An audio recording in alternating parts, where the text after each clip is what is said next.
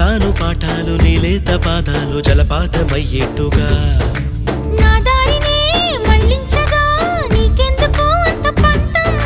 మంచేతిలో ఉంటే కదా ప్రేమించడం మానటం